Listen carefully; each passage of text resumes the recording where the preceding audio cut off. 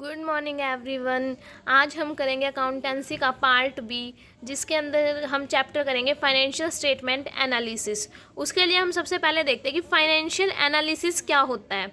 Financial मतलब कि हमारी जो फाइनेंशियल स्टेटमेंट्स है, यानी कि ईयरली जो हम बैलेंस शीट या प्रॉफिट एंड लॉस अकाउंट बनाते हैं वो, और एनालिसिस करना मतलब उसके अंदर जितने भी आइटम्स हैं उनको ध्यान से मतलब ये देखना कि कितना इंक्रीज़ हुआ है, कितना डिक्रीज़ हुआ है, उसको एनालाइज करना। मतलब उसका हमने वो करना है कि भाई बिज़नेस के ऊपर क्या इफ़ेक्ट है, बिल्कुल ध्यान से उस चीज़ को एनालाइज करना है। फाइनेंशियल एनालिसिस मतलब क्या होता है कि पूरे साल में कंपनी का इतना सारा डाटा हो जाता है, मंथली कितना डाटा हो जाता है कंपनी का, तो उस पूरे कॉम्प्लेक्स डाटा को, मॉनेटरी टर्म्स वाले डाटा को, यानी कि जो मतलब कि मनी के अंदर कन्वर्ट की जा सकता है जिस वैल्यू को, उस वैल्यू को कंपेयर करना और ये पता लगाना कि बिज़नेस की लिक्विडिटी कैसी है। लिक्विडिटी मीन्स कि बिज़नेस के पास कैश कितना है वर्किंग कैपिटल के लिए, बिज़नेस की सोल्वेंसी कैसी है, यानी कि बिज़नेस जो है अपने लाइबिलिटीज़ को पे कर सकती है या नहीं कर सकती। प्रॉफिटेबिलिटी का पता लगाने के लिए, यानी कि ये पता करने के लिए कि बिज़नेस हर महीने या फिर हर साल कितना प्रॉफिट अर्न कर रही है। ये सब हम क्या करते हैं, फाइनेंशियल स्टेटमेंट्स के एनालाइज करके, फाइनेंशियल स्टेटमेंट्स को एनालाइज करके हम बिज़नेस की ये पता लगा सकते हैं कि उसकी लिक्विडिटी, सोल्वेंसी और प्रॉफिटेबिलिटी कैसी है। तो फाइनेंशियल एनालिसिस के अंदर हम बेसिकली क्या करते हैं, फाइनेंशियल एनालिसिस के अंदर ना हम जितना भी हमारे पास डाटा होता है ना कंपनी का, उसको डिफरेंट ग्रुप्स में डिवाइड कर लेते हैं।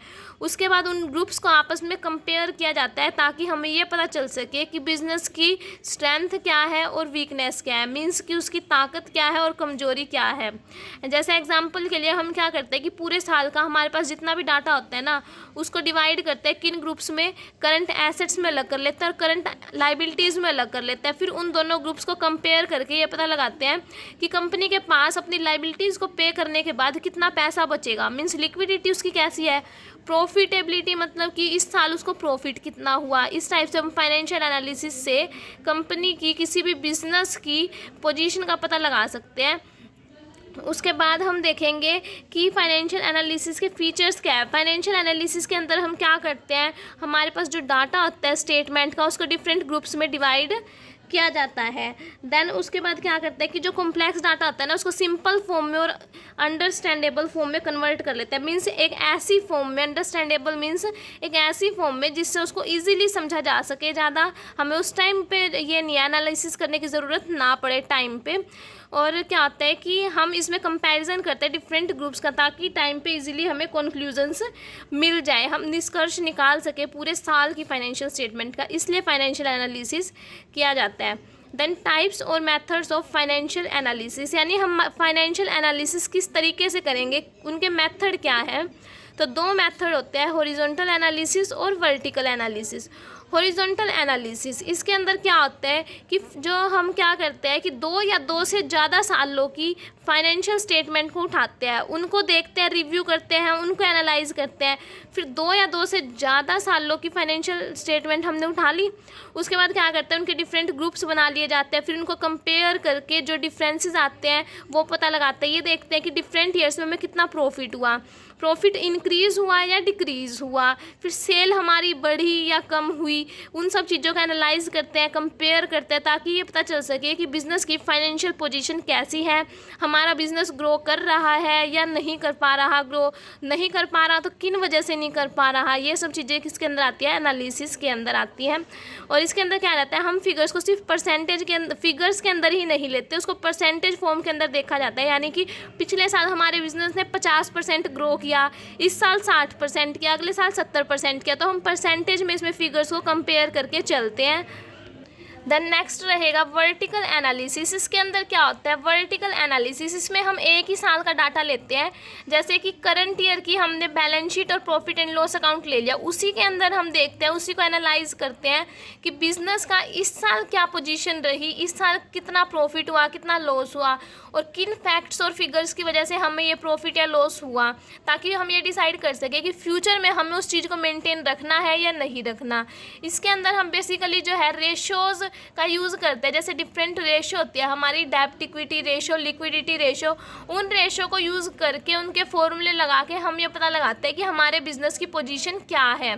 इसके अंदर हम क्या करते हैं कि हमारी जितनी भी कॉस्ट आई है ना उसको टोटल सेल्स के हिसाब से देखते हैं। लाइक अगर हमारी कॉस्ट इंक्रीज़ हुई है करंट ईयर में, तो कॉस्ट इंक्रीज़ हुई है तो हम ये चाहते हैं कि हमारी सेल्स भी और ज़्यादा होए, ताकि जब ज़्यादा सेल होएगी तो हमें प्रॉफिट होएगा और उस प्रॉफिट से हम अपनी कॉस्ट को रिकवर कर सकते हैं।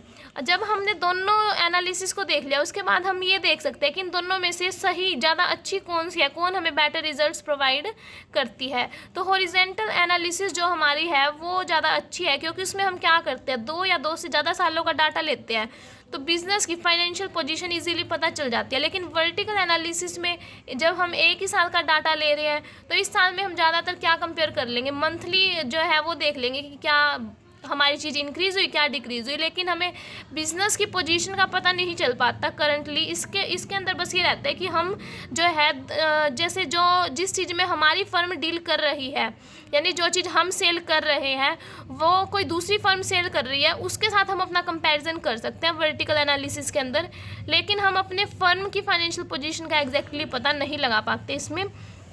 देन नेक्स्ट रहेगा ऑब्जेक्टिव्स और पर्पस ऑफ फाइनेंशियल एनालिसिस, यानी कि क्या हमारा उद्देश्य क्या होता है, हम क्यों करते हैं फाइनेंशियल एनालिसिस। तो सबसे पहले रहेगा to measure the earning capacity और प्रॉफिटेबिलिटी, यानी कि ये पता लगाने के लिए कि हमारा बिजनेस कितना कमा सकता है, क्या उसका प्रॉफिट रहेगा, ये पता लगाने के लिए हम फाइनेंशियल एनालिसिस करते हैं। क्योंकि देखो जब हम हॉरिजॉन्टल एनालिसिस करते हैं उसमें हम क्या करते हैं, 2 या 2 से ज़्यादा सालों का डाटा उठाते हैं, वहाँ से हमें ये पता चल जाता है कि हमारे बिज़नेस का अर्निंग कैपेसिटी कितना है, यानी कि हर साल हमारा बिज़नेस कितना कमा पा रहा है और उसका प्रॉफिट कितना हो रहा है, ये पता चल जाता है हमें एनालिसिस से।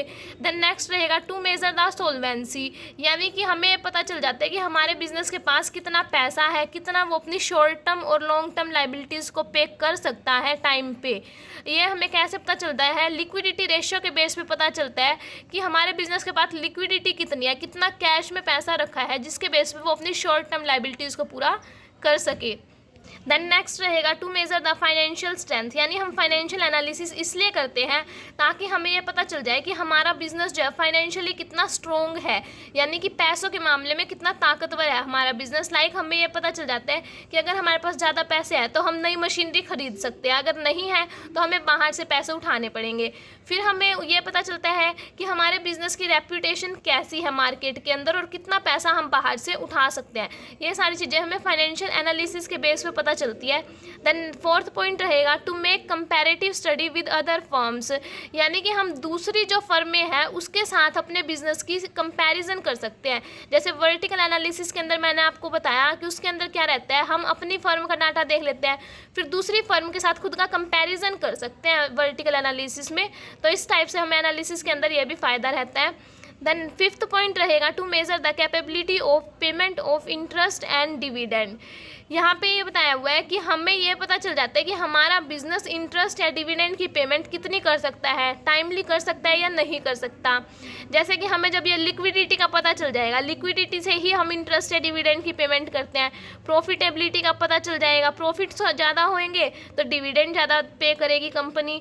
तो इस टाइप से हमें सोल्वेंसी, लिक्विडिटी, प्रॉफिटेबिलिटी, इन तीनों चीज़ों का पता चलता है, उसके बेस पे हमें इंटरेस्ट और डिविडेंड का भी पता चल जाता है। देन नेक्स्ट पॉइंट रहेगा to identify the trend of the business, यानी कि हमें फाइनेंशियल एनालिसिस के बेस पे ये पता चल जाता है कि हमारे बिजनेस का क्या ट्रेंड चल रहा है। लाइक पिछले 2 या 3 सालों में हमारे बिजनेस ग्रो कर पाया है या नहीं कर पाया, या डाउन चला गया है, बिजनेस की कॉस्ट बढ़ रही है या कम हो रही है, प्रॉफिट ऊपर जा रहे हैं या नीचे आ रहे हैं। अगर अप जा रहे हैं तो it means business healthy grow कर रहा है, अगर डाउन जा रहे हैं तो इट मीन्स बिजनेस ग्रो नहीं कर पा रहा। फिर हम ये देखेंगे किन रीजंस की वजह से ऐसा हो रहा है, उनको दूर करने की कोशिश करेंगे ताकि हमारा बिजनेस मार्केट में लंबे टाइम तक बना रहे। देन नेक्स्ट रहेगा टू जज द एफिशिएंसी ऑफ मैनेजमेंट, यानी कि हमें फाइनेंशियल एनालिसिस से ये पता चल जाता है कि हमारी जो मैनेजमेंट है वो अच्छे डिसीजन ले रही है या नहीं ले रही। क्योंकि एनालिसिस के बेस पे हमें पता चल जाता है कि हमारे बिजनेस के प्रॉफिट कितने हो रहे हैं, कितने लॉस हो रहे हैं। तो उसके बेस पे हम ये देख सकते हैं कि हमारी मैनेजमेंट ने जो पॉलिसी बनाई जिसकी वजह से हमें प्रॉफिट हो रहे हैं तो वो तो पॉलिसी अच्छी है। और अगर मैनेजमेंट ने कोई ऐसी पॉलिसी बनाई जिसके बेस पे हमें कॉन्टीन्यूसली लॉस ही हो रहे हैं तो इट मीन्स मैनेजमेंट जो है ढंग से काम नहीं कर रही, वो अच्छी नहीं है। Then 8th point, to provide useful information to the management. अगर किसी भी बिजनेस की हम फाइनेंशियल एनालिसिस कर रहे हैं तो उससे मैनेजमेंट को जो है सारी ज़रूरी इन्फॉर्मेशन मिल जाती है। उसके बेस पे मैनेजमेंट इंपॉर्टेंट डिसीजंस ले सकती है।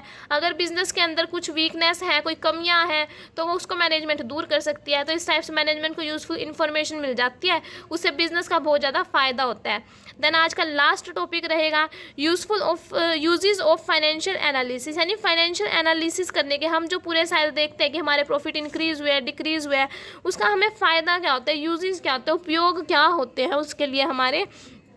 इसमें फर्स्ट रहेगा फॉर टेकिंग इन्वेस्टमेंट डिसीजंस, यानी कि अगर किसी इन्वेस्टर ने हमारे बिजनेस के अंदर इन्वेस्ट करना है, उसका उसने डिसीजन लेना है, निर्णय करना है कि करूं या ना करूं इस कंपनी के अंदर इन्वेस्ट, ये कंपनी उसके लिए यूजफुल है या नहीं है, तो उसके इन्वेस्टमेंट डिसीजंस लेने के लिए फाइनेंशियल एनालिसिस करना जरूरी है। अब कोई भी बंदा है जो हमारी कंपनी के अंदर अगर इन्वेस्ट करने आ रहा है, तो वो सबसे पहले क्या करेगा, हमारी पिछले 2 या 3 सालों की फाइनेंशियल स्टेटमेंट उठा के देखेगा कि कंपनी का प्रॉफिट हो भी रहा है या नहीं, कहीं वो इन्वेस्टमेंट करके हमारी कंपनी में फंस तो नहीं जाएगा, कहीं उसको डिविडेंड ना मिले।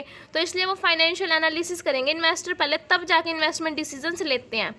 देन सेकंड पॉइंट रहेगा फॉर टेकिंग क्रेडिट डिसीजंस, यानी कि क्रेडिट डिसीजन लेने के लिए भी कंपनी को फाइनेंशियल एनालिसिस करना पड़ता है। क्रेडिट डिसीजंस मीन्स कंपनी ये देखती है कि भाई हमने पर्टिकुलर कस्टमर को उधार पे सामान देना है या नहीं देना, उसमें हम फाइनेंशियल एनालिसिस करेंगे कि पिछले कुछ सालों में इस क्रेडिटर ने हमारी पेमेंट टाइम पर करी है या नहीं करी, उस हिसाब से हम क्रेडिट डिसीजन लेंगे। देन नेक्स्ट रहेगा for taking dividend decisions. Financial analysis इसलिए भी जरूरी है ताकि हम डिविडेंड डिसीजंस ले सकें, यानी कि फाइनेंशियल एनालिसिस से हमें पता चल जाता है कि हमारी कंपनी के प्रॉफिट्स कितने हैं, और प्रॉफिट्स में से ही हमें डिविडेंड बांटते हैं शेयर होल्डर्स को। तो जब हमें कंपनी के प्रॉफिट्स अच्छे से पता होंगे तो हम डिविडेंड भी डिसाइड कर सकते हैं टाइमली, उसमें हमें देर नहीं लगेगी। देन नेक्स्ट रहेगा for estimating trend of the business, यानी हमें पता चल जाता है कि हमारे बिजनेस का ट्रेंड क्या चल रहा है, उसके कॉस्ट, सेल्स और प्रॉफिट बढ़ रही है या कम हो रही है, और बिजनेस जो है ग्रो कर रहा है या डाउन जा रहा है। देन लास्ट पॉइंट रहेगा for taking various managerial decisions. Financial statements का एनालिसिस करने के बाद कंपनी को ये पता चल जाता है कि उसकी लिक्विडिटी कितनी है, यानी उसके पास कैश में कितना पैसा है, वर्किंग कैपिटल के लिए कितना पैसा है। सोल्वेंसी, यानी कि कंपनी अपनी लाइबिलिटीज़ को टाइमली पे कर सकती है या नहीं कर सकती। प्रॉफिटेबिलिटी, यानी कि कंपनी के प्रॉफिट्स कितने हैं, कम हो रहे हैं या ज़्यादा हो रहे हैं, उन सब चीज़ों का पता चल जाता है एनालिसिस करने से। इससे कंपनी को अपनी वीकनेस का पता चल जाता है, और ये सब इंफॉर्मेशन के बेस पे मैनेजमेंट जो होती है कंपनी की, वो सारे इंपॉर्टेंट डिसीजंस ले सकती है। तो मैनेजमेंट डिसीजंस लेने के लिए भी फाइनेंशियल एनालिसिस को करना बहुत ज़रूरी है। तो ये था हमारा आज का फाइनेंशियल एनालिसिस का टॉपिक।